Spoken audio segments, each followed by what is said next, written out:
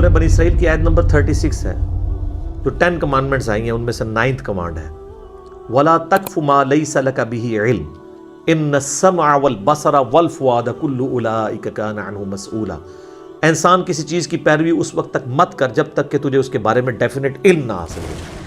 بے شک کان، آنکھیں اور عقل، دل یا دماغ، کوئی بھی چیز، اس کے بارے میں تجھ سے پوچھا جائے گا کہ ان 3 انسٹرومنٹس کو استعمال کر کے تم نے حق بات تک پہنچنے کی کوشش کیوں نہیں کی۔ تو مجھے بتائیے، کیا ریویلڈ نالج میں جو کتاب و سنت کا علم ہے یا ایکوائرڈ نالج میں کہیں یہ بات ملتی ہے، یہ والی کہانی کہ روحیں واپس آ جاتی ہیں؟ یہ تو ہندوؤں سے مستعار لیا گیا عقیدہ ہے۔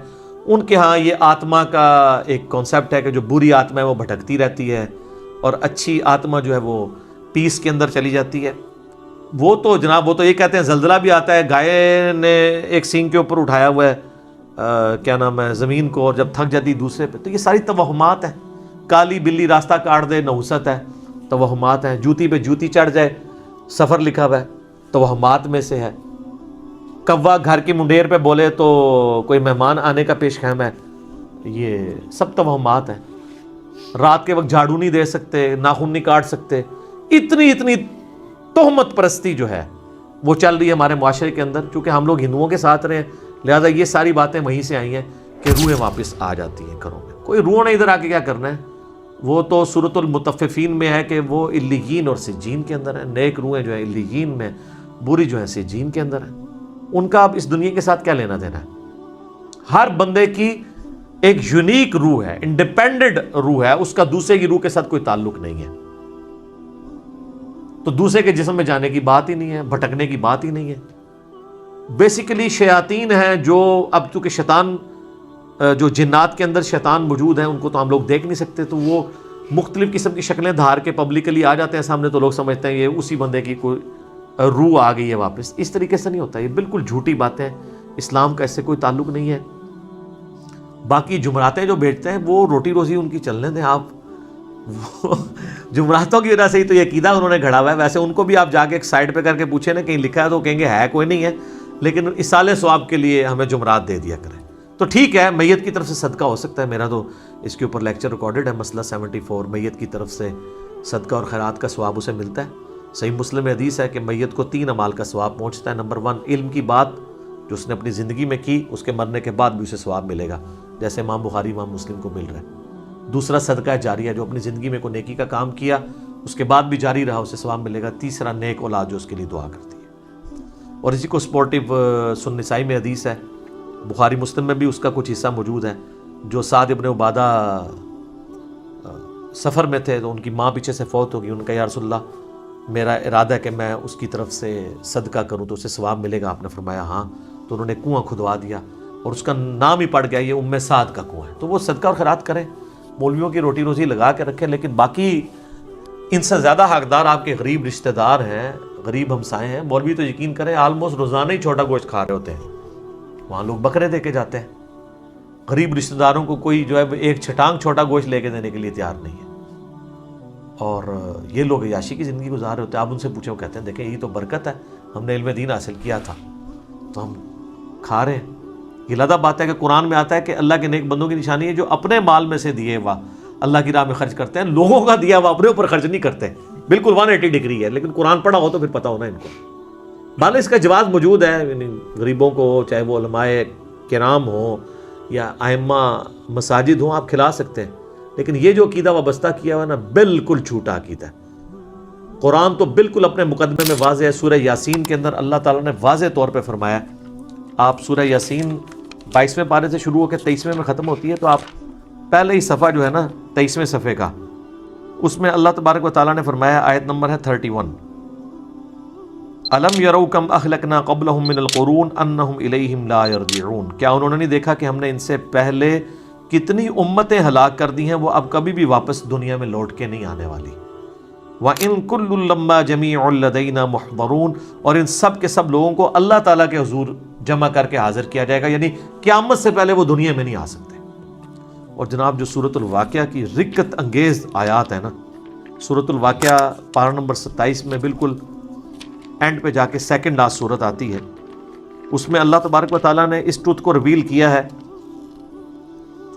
اللہ فرماتا ہے فلولا اذا بلغت الحلقوم، تو کیوں نہیں ہوتا کہ جب روح جو ہے وہ گلے میں جا کے اٹک جاتی ہے، یعنی کسی کی موت کا وقت آ جاتا ہے، نزع کا وقت،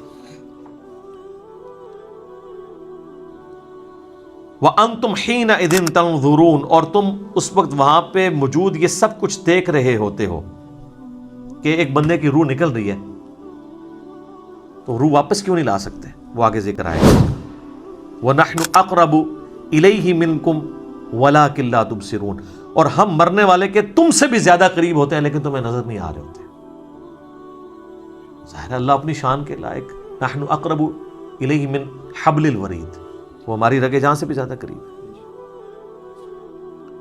فلولا ان کنتم غیر مدینین، تو تم کیوں نہیں جو ہے وہ بدلے دکھ کے دین کے معاملے میں کوئی اسکیپ روٹ کیوں نہیں اختیار کر لیتے؟ کہاں بھاگ کے جا سکتے ہو تم؟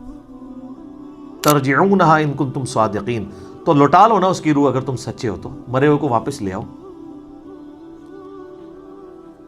تو یہ اللہ تعالیٰ نے بیسیکلی اس کا کانٹیکسٹ یہ چل رہا ہے کہ اللہ تعالیٰ یہ بتا رہا ہے کہ اس کائنات کا کریٹر میں ہوں، زندگی موت کا مالک میں ہوں، اگر تم سمجھتے ہو یہ تمہارے اختیار میں ہے تو جو مر رہا ہوتا ہے اس وقت تم بھی کس پرسی کے ساتھ پاس ہی کھڑے ہوتے ہو، تو اس کی روح کیوں نہیں لوٹا لیتے؟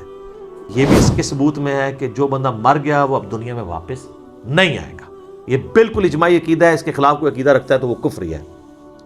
البتہ صحیح بخاری اور صحیح مسلم میں اشارتاً موجود ہے روح کا لوٹنا اس حوالے سے کہ وہ قبر کے اندر، جیسا کہ برزخی معاملہ ہے، ہمیں نہیں پتا کہ جب مردے کو دفنا کے جاتے ہیں تو وہ جانے والوں کے قدموں کی آہٹ بھی سنتا ہے تاکہ اس کی حسرت میں اضافہ ہو اگر بدکار ہے، اور نیکوکار ہے تو وہ خوش ہو جائے کہ میں اپنے مال اپنے ساتھ لے کے آیا تھا۔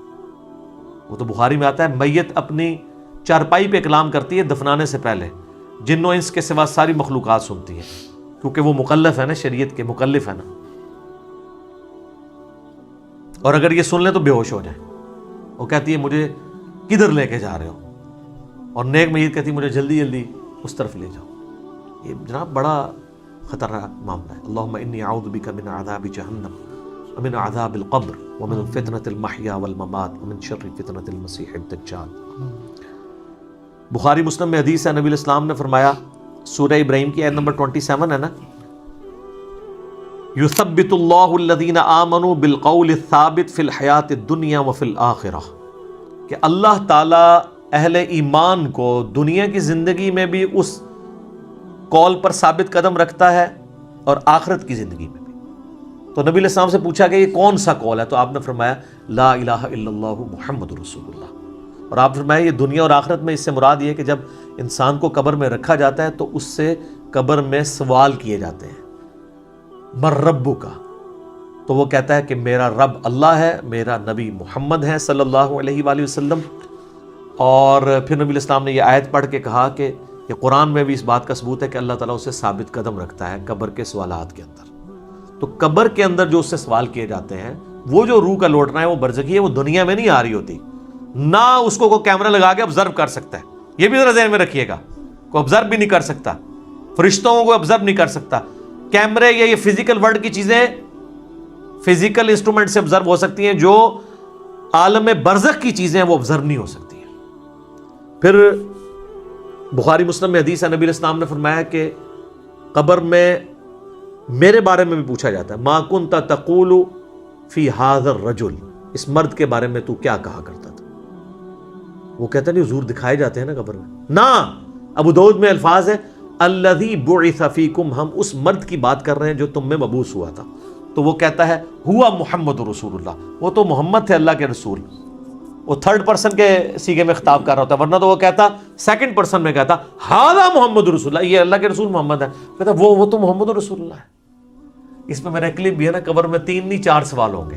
ترمذی میں تو حدیث ہے من ربو کا، ما دینو کا، من نبیو کا، تیرا رب کون، تیرا دین کیا، تیرا نبی کون، تو کدا مقلد، تو کہنا فڑکے دا، تیری کیڑی مسیتی، تیرا کیڑا بابا، اے کوئی نہیں بھائی، اے زمین دے اتے ہوتے ہیں، زمین دے اندر اللہ کا سکہ چلتا ہے۔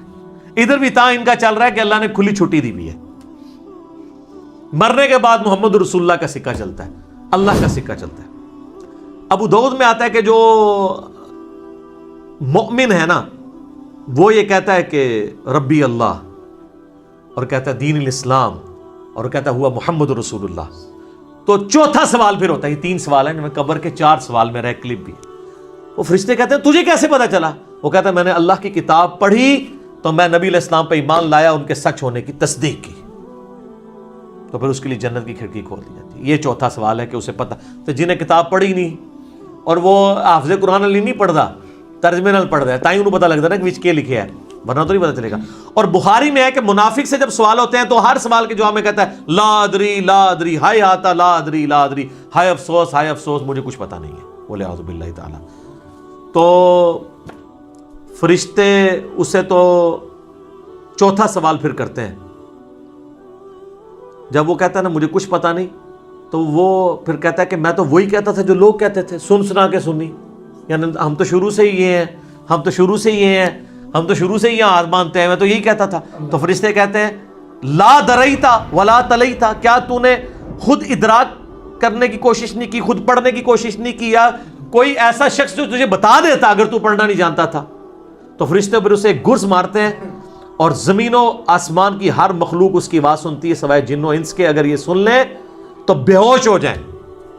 اور حقیقت بات ہے کہ آپ اتنے بڑے بڑے جو بزرگ دفنا کے آتے ہیں نا، ان کے گرز کی آواز اگر آپ کو آئے نا تو رحمت اللہ علیہ کہنا چھوڑ دو تسی، یہ شکر اللہ نے پردہ رکھا ہے، باہر آواز نہیں آتی ہے۔ تو یہاں پہ روحوں والا معاملہ ہے، لیکن وہ بھی اب روحوں کے ساتھ ساتھ آپ نے کتنے بزرگوں کو بیچ میں جو ہے وہ نکلوا دیا، لیکن یہ حقیقت ہے، یہ کتابوں کا دین ہے جی، یہ بابوں کا دین نہیں ہے۔ تو ہمارا تو مقصد یہ ہے کہ لوگوں کو کتابوں کے دین کے ساتھ جوڑیں بابوں کی بجائے، اور بابے وہ جو کتابوں کے ماننے والے ہیں، جو کتابوں کو نہیں مانتے وہ تو گستاخ بابے ہیں، ان کی بات ماننے کے لیے تیار نہیں۔ یہ روحوں والا عقیدہ بھی بابوں کا گھڑا ہوا ہے۔